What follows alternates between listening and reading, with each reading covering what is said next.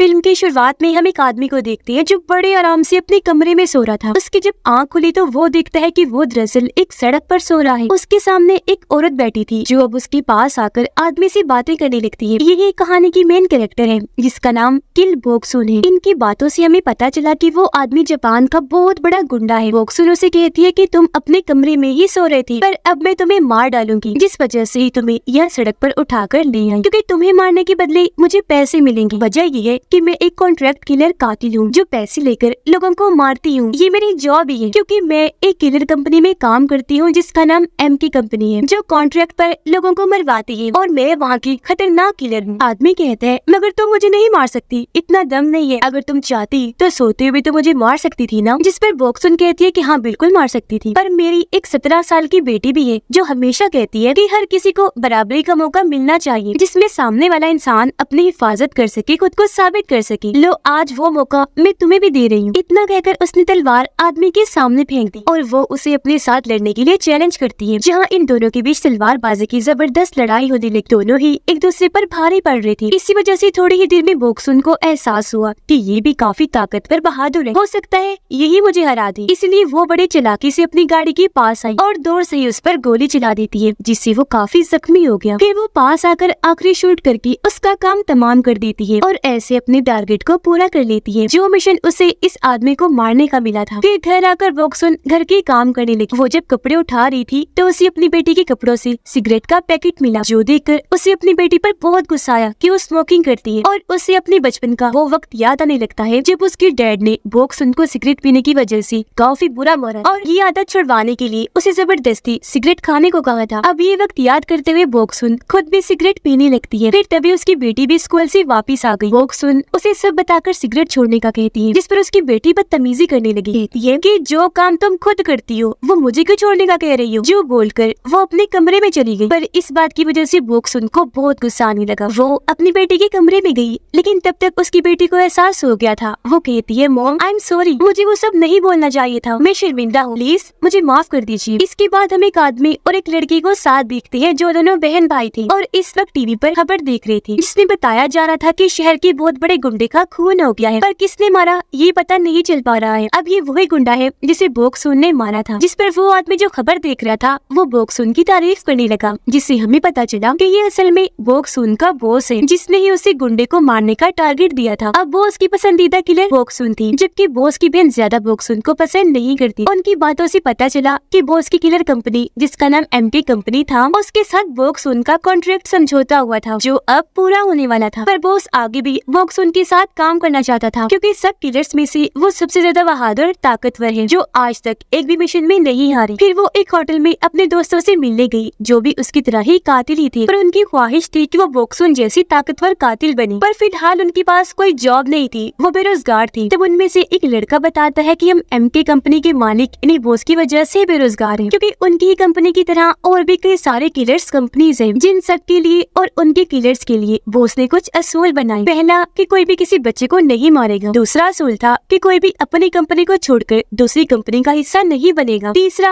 और आखिरी असूल था कि कोई भी अपना मिशन पूरा किए बगैर काम को बीच में नहीं छोड़ेगा। जिन सब असूलों की वजह से उन्हें काम मिलना मुश्किल पेश आ रहा था। अब ये सारे असूल सुनकर वहाँ बैठे एक आदमी ने हाथ खड़ा कर दिया, यानी कि उसने इन असूलों की मुखालफत की जो चीज बाकी कंपनीज को अच्छी नहीं लगी, और वो उस आदमी का हाथ ही काट दी थी। अब वही लड़का जो दरअसल बोक्सुन का दोस्त था कहता है, और रही बात बोक्सुन की, इसके पास नौकरी इसी वजह से है कि बॉस इसे हर बार मिशन दे देता है, वरना इसमें इतनी काबिलियत नहीं कि ये कहीं और काम कर सके। अब ये सुनकर बोक्सुन को उस पर गुस्सा आने लगा। वो कहती है अच्छा ये बात है, तो अगर तुम्हारे अंदर इतनी काबिलियत है तो साबित करके दिखाओ। जो साबित करने के लिए तुम्हें खून से लथपथ चाकू मेरे पास भेजना हो। और कहानी में खून से भरे चाकू का मतलब किसी को लड़ाई के लिए चैलेंज करना है, यानी कि बोक्सुन उससे लड़ना चाहती थी, जो कहकर वो यहाँ से चली गई। पर जैसे ही अपनी गाड़ी के पास आई वहाँ कुछ लोग खड़े थे जो उसकी गाड़ी से छेड़छाड़ कर रही थी। अब बोक्सुन को देखकर वो साइड में तो हट गई, पर अब उसके साथ बदतमीजी करने लगती है। तब इतनी ही देर में यहाँ वो लड़का बोक्सुन का दोस्त आ गया जिसे उसने लड़ने के लिए चैलेंज किया था। वो उन आदमियों को पीछे हटाकर उन्हें खूब मारता है। वो अपनी महारतों से उन्हें मुक्की मार मार कर ढेर करता जाता है, जिसके बाद वो बोक्सुन के पास आया। अब उसकी महारतों को देखकर बोक्सुन काफी खुश और मुतासिर हुई और यहाँ इनकी काफी गहरी दोस्ती हो जाती है। फिर एक जगह पर लाकर बोक्सुन उसे पैसे देती है और कहने लगी कि ये तुम्हारे काम आएंगे, जिस पर वो कहते हैं कि मुझे पैसे नहीं चाहिए, बल्कि तुम एक कंपनी खोलो और मुझे वहाँ जॉब पर रख लेना। ये सुनकर वो बोली कि हाँ, मेरा कॉन्ट्रैक्ट भी बॉस के साथ वैसे खत्म ही होने वाला है, जिसके बाद में ऐसे ही करो। अब बॉक्स की बेटी अपनी दोस्त के साथ थी और ये दोनों एक दूसरे को पसंद करती थी, पर उन्होंने अपने ताल्लुक की बात सबसे छुपा के रखी हुई। अब ये दोनों लड़कियां सिगरेट पी रही थी कि तभी यहाँ 3 लड़की आ जाती है, जिन्हें देखकर बॉक्स की बेटी यहाँ से जाने लगी। ये देखकर एक लड़का उसका हाथ पकड़ लेता है, वो उसे बदतमीजी करने लगा, जिस पर बॉक्स की बेटी को गुस्सा आ गया। वो कहती है कि मैं तुम्हारा हाथ तोड़ दूंगी, जो बोलकर यहाँ से जाने लगी। ये देखकर लड़की की दोस्त उसकी बेइज्जती पर हंसने लगी, जिस वजह से अब लड़की को बॉक्स की बेटी पर भी गुस्सा आने लगा। घर में जब बॉक्स और उसकी बेटी खाना खा रही थी तो उसकी बेटी के पास बार बार किसी की मैसेजेस आ रही थी, तो वो भी मोबाइल उठाकर मैसेज लिखने लगी। ये देखकर बॉक्स उससे पूछती है कि क्या तुम्हारा कोई लड़का दोस्त है जिसकी मैसेजेस आ रहे हैं, जिस पर वो कहती है कि नहीं, ऐसी कोई बात नहीं है, वो मैं अपनी दोस्त से बात कर रही हूँ। स्कूल में सब बच्चों ने स्पीच देनी है कि किलर कौन हो सकता है, मर्द या औरत, पर मैं मर्दों पर दूं, क्योंकि औरतों के लिए किलर होना कोई मामूली बात नहीं है, ये काफी अजीब और बहुत बुरी बात है। अपनी बेटी की ये बात सुनकर बॉक्स काफी हैरान हुई और फिक्रमंद भी, क्योंकि उसकी बेटी को पता नहीं था कि उसकी माँ खुद कितनी बड़ी खतरनाक किलर है। अगले दिन बॉक्सुन जब अपने ऑफिस जा रही थी तो तभी वहाँ बॉस की बहन आ जाती है, जो बॉक्सुन से मिलकर ये एक्टिंग करती है कि जैसे उससे बहुत खुश है, पर अंदर ही अंदर वो उससे नफरत करती। अब एक जगह पर एक फाइटर किलर लड़की एक लड़के से लड़ाई कर रही थी। वो उसकी गर्दन पकड़ के पहले टेबल पर देकर मारती है और फिर कई बार मुक्कों से मारकर उसे बॉस की बहन के पास ले आती है। दरअसल बॉस की बहन अपनी कंपनी के लिए नए किलर्स तैयार कर रही थी और उन्हीं में से एक ये फाइटर किलर लड़की थी, जो अब के किलर्स में सबसे बेहतरीन है। अब तभी यहाँ बॉस की बहन के साथ साथ बॉक्सुन भी अंदर आ जाती है, जिसे देखकर सारे उसका वेलकम करते हैं, क्योंकि वो उनकी सीनियर और खतरनाक किलर थी। ये देखकर बॉस की बहन जेलिस हुई और वो सबको यहाँ उस किलर फाइटर के बारे में बताती है कि आगे चलकर बॉक्सुन से भी अच्छी किलर बनेगी। अब ये सुनकर बॉक्सुन को अच्छा नहीं लगा और वो यहाँ से जाने लगी, जिस पर बॉस की बहन कहती है कि रुक जाओ बॉक्सुन, ऐसा मैं इसलिए कह रही हूँ क्योंकि ये लड़की इस उम्र में जितनी ताकतवर खतरनाक है तुम नहीं थी अपनी उम्र में। और अब वो इन दोनों को लड़ने के लिए चैलेंज करती है, जिसके बाद ही वो दोनों लड़ने के लिए एक दूसरे के आमने सामने आ जाती है और इनकी लड़ाई शुरू हो गई। वो लड़की बड़ी तेजी से अपनी खास मूव्स का इस्तेमाल करते हुए बॉक्सुन पर बार बार हमला करती जा रही थी, पर बॉक्सुन जो किसी से कम नहीं थी, वो बड़ी आसानी से इस हमले से हर बार बचती जाती है। फिर जब वो फाइटर किलर चाकू से बॉक्सुन पर आखिरी वार करने लगी तो तभी बॉक्सुन चालाकी से अपना हथियार सामने करके उसके हमले को रोक देती है और ऐसे वो इस लड़ाई में जीत जाती है। पर क्योंकि बॉस की बहन उससे नफरत करती है तो अब वो खुद ही बॉक्सुन को नीचे दिखाने की कोशिश करती है। इसके बाद बॉक्सुन अपने बॉस के पास गई, जहाँ वो उसे कह रहा था कि अब क्योंकि हमारा कॉन्ट्रैक्ट खत्म होने वाला है तो मैं तुम्हारे साथ नया कॉन्ट्रैक्ट करना चाहता हूँ ताकि तुम मेरे साथ मजीद काम करो। जिस पर बॉक्सुन कहती है कि मेरी बेटी अब बड़ी हो रही है, मैं नहीं चाहती कि मेरे इन कामों का असर उस पर पड़े, मैं तो इन कामों को हमेशा के लिए छोड़ने का सोच रही हूँ। वो ये बातें कर ही रही थी कि तभी बॉक्सुन के पास किसी की कॉल आई। कॉल पर जो था उसकी बातें सुनकर वो काफी घबरा गई, जल्दी से उठकर वहाँ से जाने लगी। ये फोन असल में उसकी बेटी के स्कूल से आया था और उसे बताया जा रहा था कि आपकी बेटी ने एक लड़के को कैंची मार दी है। फिर कुछ ही देर में बॉक्सुन स्कूल पहुँच जाती है, जहाँ उसे टीचर से पता चला कि उसकी बेटी के साथ उसकी दोस्त भी शामिल थी, पर उन्होंने इतना खतरनाक काम क्यों किया दोनों ही ये नहीं बता रही। तो इस चीज की सजा देने के लिए उसकी बेटी को 1 हफ्ते के लिए स्कूल से सस्पेंड कर दिया जाता है, यानी वो स्कूल नहीं आएगी। अब ये वही लड़का था जिसने पहले भी कई बार बॉक्सुन की बेटी से बदतमीजी करने की कोशिश की थी। फिर बॉक्सुन अपनी बेटी को वहाँ से ले जाने लगी, उसे काफी डांटती भी है। ये दोनों जब गाड़ी में बैठे तो बॉक्सुन उस पर गुस्सा करते हुए सवाल करने लगी कि आखिर तुमने उस लड़के को क्यों मारा। अब जो वो जवाब देती है वो सुनकर बॉक्सुन काफी घबरा गई। उसकी बेटी कहती है कि मैं तो उस लड़के को जान से मारना चाहती थी पर वो बच गया, जिस पर बॉक्सुन की होश उड़ गई। फिर वो अपने दोस्त के पास आकर उसे अपनी बेटी की ये सारी बात बता देती है और ये भी कि जब मैं 17 साल की थी तो मैंने अपनी जिंदगी का पहला खून किया था, पर अब मैं ये नहीं चाहती कि मेरे काम का बुरा असर मेरी बेटी पर भी पड़े। मुझे तो अभी डर सताने लगा है कि कहीं मेरी बेटी भी मुझ जैसी न बन जाए। मैं तो उसे इस सब से बहुत दूर रखना चाहती हूँ ताकि वो पढ़ लिख कर बड़ी होकर कुछ बने। हालांकि मैंने बॉस से ये कॉन्ट्रैक्ट किया था कि मेरे इन कामों का असर मेरी बेटी पर नहीं पड़ना चाहिए, पर ऐसा तो हो रहा है जिस वजह से मैं परेशान हूँ। मेरी बेटी भी परेशान रहने लगी है, पर उसे मेरे इन कामों का नहीं पता और मैं बहुत जल्द ये काम छोड़ दूँ। अब बॉक्सुन जब घर पर थी तो वो अपनी बेटी को समझाने की कोशिश करती है कि वो अपने गुस्से पर कंट्रोल रखा करे और ऐसी बुरी हरकतें छोड़ दे, पर उसकी बेटी किसी भी बात को मानने से इनकार करके वहाँ से चली जाती है। उसकी बेटी अब बाहर आ गई, जिसके चेहरे पर काफी परेशानी छाई हुई थी, जो देखने से लग रहा था कि जैसे उसके साथ कुछ ऐसा हुआ है जो वो अपनी माँ को नहीं बता सकती। अब उसका बदलता हुआ बर्ताव देखकर बॉक्सुन भी काफी परेशान रहने लगी थी। अब बॉक्सुन के पास वो उसकी कॉल आई जो उसे अगले मिशन पर जाने का कहता है और उसे उसका टारगेट बताता है, जिसे उसने मारना था और कहता है कि इस बार तुम्हारे साथ वो किलर फाइटर लड़की भी जाएगी, यानी वही लड़की जिसके साथ बोक्सुन ने लड़ाई भी की। मिशन पर जाने से पहले दोनों एक दूसरे से मिलती है। यहाँ वो किलर फाइटर बोक्सुन को हथियार दिखाती है, जिसके बाद ये अपने मिशन पर निकल जाती है। इनका मिशन एक लड़के को मारना था, जिसके घर ये पहुँच जाती है। वो जब सो रहा था तो ये उसके कमरे में बेहोशी की गैस छोड़ देती है, जिससे वो लड़का बेहोश हो गया। जिसके बाद वो अपना काम करने के लिए आगे बढ़ी। अब उन्हें ये खून इस तरह करना था कि ये ऐसी लगी जैसे लड़के ने खुद अपनी जान ली है। इसीलिए अब जैसे ही किलर फाइटर उसकी नस काटने वाली थी तो तभी बोक्सुन उसे ऐसा करने से मना कर देती है और समझाती है कि अपनी जान लेने वाला इंसान कभी भी नस को सीधा नहीं काटता, बल्कि वो डरता होगा, घबराता होगा, इस वजह से नस उसकी टेढ़ी मेढ़ी कटती होगी। इसीलिए हम भी इसकी नस ऐसी काटेंगे। और अब वो जैसे उसकी नस काटने वाली थी कि अचानक रुक जाती है और टेबल पर पड़ी इस लड़के की तस्वीर को देखने लगती है, जिससे उसे पता चलता है कि ये लड़का मिनिस्टर का बेटा है। पास में एक नोट भी पड़ा हुआ था, जिसे पढ़ने से बोक्सुन को पता चला कि इस लड़के को असल में इसका बाप मिनिस्टर ही मरवाना चाहता है। वो ये नोट पढ़ ही रही थी कि तभी बोक्सुन के पास एक कॉल आई जो उसकी बेटी की थी। तो वो किलर फाइटर को बाहर भेजकर अपनी बेटी से बात करने लगती है। उसकी बेटी कहती है, मामा मुझे माफ कर दीजिएगा, मैंने आपसे बदतमीजी की और प्लीज घर जल्दी वापस आइएगा। अपनी बेटी को ऐसी बात करते हुए देखकर बोक्सुन भी जज्बाती हो जाती है। उसकी आंख में आंसू आ गई, क्योंकि आज तक उसकी बेटी ने इतने प्यार से बात नहीं की थी। वजह ये है कि अपने काम की वजह से बोक्सुन अपनी बेटी के साथ ज्यादा वक्त नहीं गुजार पाती थी। अब हम बॉस को देखते हैं, जो अपने मिशन के लिए रशिया गया था और इस वक्त वो एक बार में बैठा हुआ था, जहाँ तभी उसके पास एक कॉल आई जो बोक्सुन की थी। वो बॉस को बताती है कि माफ कीजिएगा पर मैं इस मिशन में फेल हो गई हूँ। पर ये बात सुनकर वो उसको यकीन नहीं होता, क्योंकि आज से पहले ऐसा कभी नहीं हुआ था। जिस पर बोक्सुन कहती है कि मेरा यकीन कीजिए, मैं उस लड़के को मार ही नहीं पाई, क्योंकि बेहोशी की गैस हमने कम छोड़ी थी और वो लड़का बेहोश ही नहीं हुआ, उठ गया था, तो हम अपना मिशन पूरा ही नहीं कर पाए। सच बात तो ये थी कि बोक्सुन झूठ बोल रही थी, क्योंकि उसकी बेटी ने फोन करके उसे जज्बाती कर दिया था। इसी वजह से वो लड़के को नहीं मार पाई। ये सुनकर बॉस को गुस्सा आ जाता है और वो कहता है कि तुमने हमारी कंपनी के असूल को तोड़ा है, जिसकी सजा तुम्हें मिलकर ही रहेगी, क्योंकि कंपनी का जो असूल मैंने बताया है उसके मुताबिक आप मिशन को बीच में नहीं छोड़ सकते। और फिर तभी बार की सभी लोग बॉस पर हमला कर देते हैं एक साथ, जिनसे अकेला ही बॉस भिड़ जाता है। जो कोई भी उसे मारने के लिए आ रहा था वो बड़ी आसानी से उसे पकड़कर मारकर दूर फेंक रहा था। वो बारी बारी सबके हमलों को रोककर पहले हाथों से उन्हें मारता और फिर गोली से शूट कर दिया करता था, और ऐसे उसने सबको ढेर कर दिया। और अब वो दोबारा बोक्सुन से बात करने लगा। कहता है कि तुमने जो असूल तोड़ा है उसकी सजा मौत है, क्योंकि यही कंपनी का असूल है कि अगर तुम अपना टारगेट छोड़कर ही आ जाओगी मिशन पूरा किए बगैर, तो तुम्हें जान से मार दिया जाएगा। ये सुनकर बोक्सुन कहती है कि अगर आपको मेरी बात पर यकीन नहीं हो रहा तो आप बेशक किलर फाइटर लड़की से पूछ लीजिए। जो कहकर वो बॉस की बात उससे करवाती है, जिस पर वो भी झूठ बोल देती है कि हाँ सच में हमसे ये मिशन नहीं हो पाया। अब बोक्सुन बॉस से कहती है कि अगर आप मुझे इस सजा से बचा लेंगी तो मैं आपके साथ आगे भी काम करूँगी, हम फिर से कॉन्ट्रैक्ट बना लेंगे। अब रशिया का मिशन खत्म करने के बाद जब बॉस वापस जा रहा था तो प्लेन में बैठकर वो अपनी बहन को फोन करता है और बोक्सुन के मिशन पूरी ना करने वाली बात उसे बता देता है, जिस पर वो कहती है कि उसने तो कंपनी का असूल तोड़ा है, तो अब उसे सजा मिलनी चाहिए, हमें उसे मार देना चाहिए। जिस पर बॉस कहता है कि नहीं, हम ऐसा नहीं कर सकते, क्योंकि वो हमारी कंपनी की सीनियर किलर है। उसने कहा है कि वो हमारे साथ आगे भी काम करेगी और मैं उसके साथ काम करना चाहता हूँ। जो कहने के बाद उसने फोन काट दिया और अब वो उस वक्त को याद करने लगता है जब वो बोक्सुन के डैड को मारने गया था। उसे भी दरअसल उन्हें मारने का कॉन्ट्रैक्ट मिला था। वजह ये है कि उसके डैड पुलिस में थे। ये जब उन्हें मारने वहाँ पर गया तो तभी बोक्सुन आ गई, जिसे देखकर ये रुक जाता है। पर अब बोक्सुन खुद अपने डैड को ही मार देती है, क्योंकि वो तो पहले ही अपने डैड से बहुत तंग थी। वो उस पर काफी जुल्म किया करते थे। ऐसा करने के बाद उसे कोई दुख शर्मिंदगी नहीं हुई, बल्कि वो तो मुस्कुरा रही थी। उसकी उम्र काफी छोटी थी, सिर्फ 17 साल, और ये उसकी जिंदगी का पहला खून था। तब से लेकर आज तक उसने कई सारे लोगों को मार दिया और वो अपने बॉस के साथ काम कर रही है। और क्योंकि कभी भी वो अपने मिशन में नाकाम नहीं हुई, तो इसी वजह से इस मिशन की वजह से बॉस को उस पर यकीन नहीं हो रहा था। उन्हें कहीं न कहीं शक था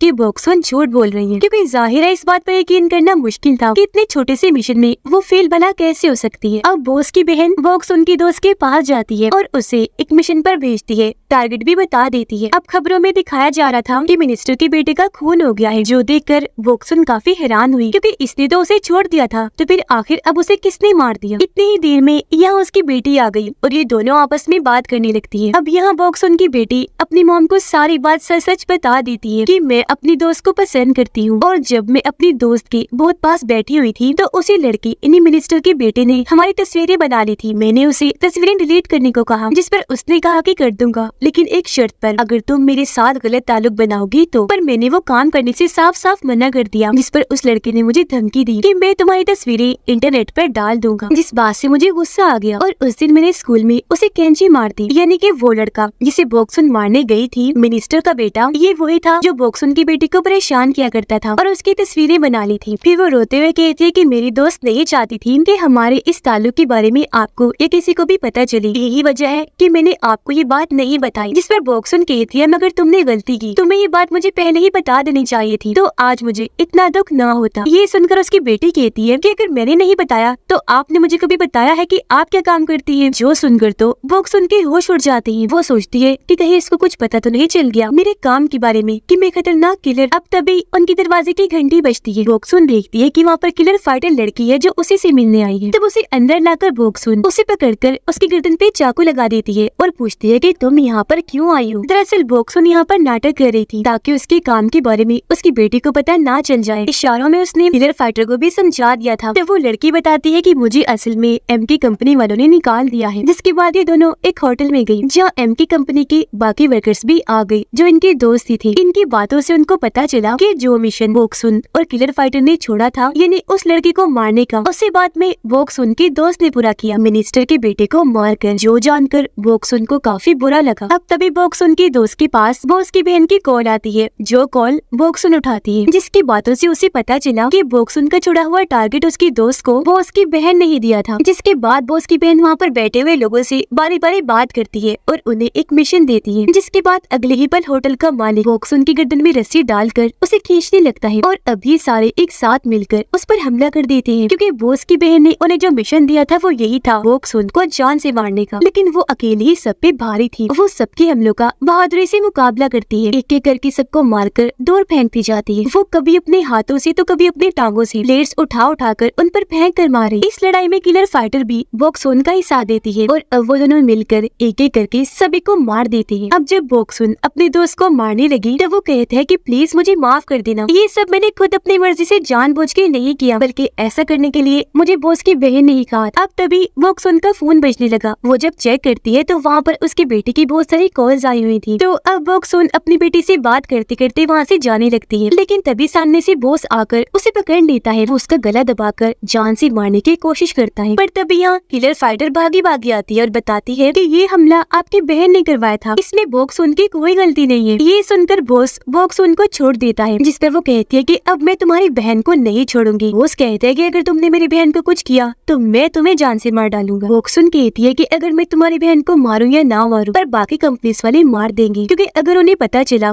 कि तुम्हारी कंपनी के लोग उसकी वजह से मरे हैं तो वो उसे नहीं छोड़ेंगे। ये सुनकर बॉस कहते हैं कि नहीं, मैं अपनी बहन को भी बचा लूंगा और तुम्हें भी, क्योंकि आगे भी मैं तुम्हारे साथ काम करना चाहता हूँ। इस बात का वो कोई जवाब नहीं देती और वहाँ से चली जाती है। लेकिन अब बॉस किलर फाइटर लड़की को नहीं छोड़ता, उसे जान से मार डालता है, क्योंकि उसने बॉक्सुन का साथ जो दिया और अब वो उसकी बहन की सच्चाई भी जान गई थी। वो नोकदार चीज को उसकी गर्दन में घुसा देता है, जिससे उसकी आंखों से खून निकलने लगा और बड़ी बेरहमी से उस बेचारी की मौत हो जाती है। अब जब बॉक्सुन घर आई तो वो देखती है कि उसकी बेटी रो रही है, क्योंकि उसने कॉल पर सुन लिया था कि कोई उसकी माँ को मारना चाहता है। इस पर बॉक्सुन जैसे उसे समझाने लगी, वो कहती है कि नहीं, आपको मुझे सच्चाई बतानी ही होगी। क्या आप कोई जासूस हैं? क्योंकि मैंने आपके बैग में गन देखी थी। ये सुनकर बॉक्सुन को तसल्ली हुई कि इसे मेरी सच्चाई का नहीं पता और वो अपनी बेटी से झूठ बोल देती है कि हाँ बेटा, मैं एक जासूस ही हूँ, लेकिन तुमसे वादा करती हूँ कि आगे से ये काम नहीं करूंगी, अब से छोड़ दूँ। मेरे दोस्तों के साथ मेरा झगड़ा हो गया है, मुझे इस बात का अफसोस है कि मैं ये काम करती हूँ। जिस पर उसकी बेटी कहती है कि माँ, मुझे भी अफसोस है, मैंने अपने दोस्त पर भरोसा किया, असल में वो तो मुझे धोखा दे रही थी, वो मेरे साथ प्यार का बस नाटक कर रही थी और उसकी वजह से मैंने उस लड़की को कैंची मारी और अब अपनी अपनी गलती की वजह से यहाँ ये दोनों ही काफी दुखी हो जाती है। इसके बाद हम देखते हैं कि सभी कंपनीज की मीटिंग हो रही है, क्योंकि एमके कंपनी के किलर बॉक्सुन ने दूसरी कंपनी के किलर्स को मार दिया था, जो चीज असूलों के खिलाफ थी। जिस पर एक आदमी वो उसके पास आया और कहता है कि क्योंकि एमके कंपनी के किलर ने गलती की है तो सजा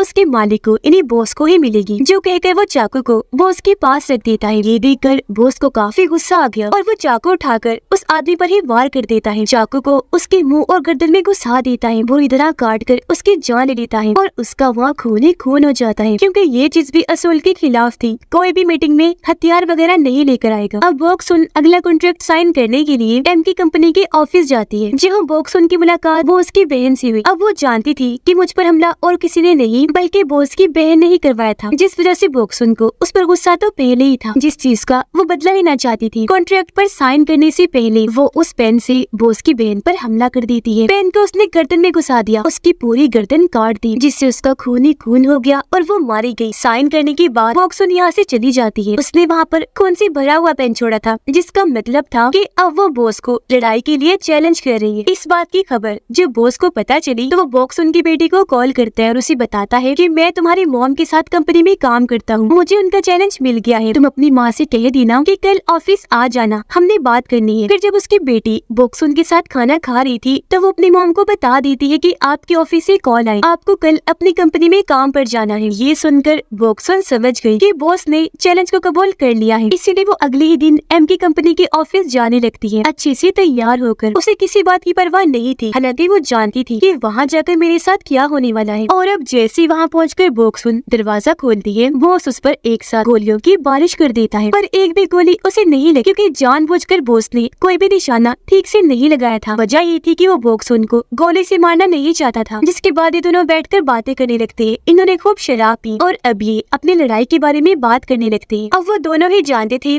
कि हम बहादुर और ताकतवर हैं और दोनों ही एक दूसरे से लड़ाई में नहीं जीत सकते। एक वजह ये भी थी कि दोनों एक दूसरे की हर चाल को समझते थे और खतरनाक किलर थे। अब बोक्सुन बॉस को कहती है कि मैं जानती हूँ आप मुझे नहीं मार सकते, मुझे आपकी कमजोरी पता है, आपकी कमजोरी मैं, क्योंकि आप मुझसे प्यार करते हैं, मैं जान गई हूँ। ये बात सच भी थी, क्योंकि जब पहली बार उसके बॉस ने बोक्सुन को देखा था तो तभी से उसे प्यार हो गया था। इन्हें जब वो उसके डैड को मारने गया था जब बोक्सुन 17 साल की थी, जो कहकर अचानक ही बोक्सुन अपने बॉस पर हमला कर देती है, उसके पेट में तलवार घुसा देती है, जिस पर बॉस कहता है कि ये सब कुछ तुम्हारी बेटी भी देख रही है। जो जानकर बोक्सुन को इस बात का बहुत दुख होता है। उसकी बेटी ये सब देखकर काफी दुखी हो गई कि मेरी माँ का ये रूप है। उसकी आंखों में आंसू आ गई। बोक्सुन को भी अफसोस था, क्योंकि आज उसका असली चेहरा उसकी बेटी के सामने आ गया था, जो वो नहीं चाहती थी। इस बात से टूटकर बोक्सुन अपने घर आने लगी, अपनी बेटी के कमरे में गई जहाँ वो सो रही थी, पर हकीकत में उसकी बेटी तो उसकी असलियत जान गई थी। पर यहाँ वो ऐसे करके दिखाती है जैसे उसने कुछ नहीं देखा। और अब हम कुछ दिन की बात का वक्त देखते हैं, जहाँ पर बोक्सुन की बेटी अपने स्कूल जाती है। वो अपनी दोस्त को गले लगाकर उसे धमकाती है कि अगर तुमने मुझे धोखा दिया और मेरा साथ ना दिया तो मैं तुम्हारी जान ले लूंगी। अब जान से मारने की धमकी देना ये इस बार की तरफ ही इशारा था कि बोक्सुन के बुरे कामों का असर उसकी बेटी पर भी हो गया था, जो चीज हालांकि उसकी माँ कभी नहीं चाहती थी, पर अब आखिर ऐसा हो ही गया। वो अपनी माँ की तरह बहादुर है और आगे चलकर शायद वो भी खतरनाक किलर बने, अपनी माँ से भी कई गुना ज्यादा। उसकी भी मुस्कुराहट अपनी माँ की तरह शैतानी थी, जो आने वाले खतरे की तरफ इशारा कर रही थी। और इसी के साथ ये फिल्म इधर ही खत्म हो जाती है।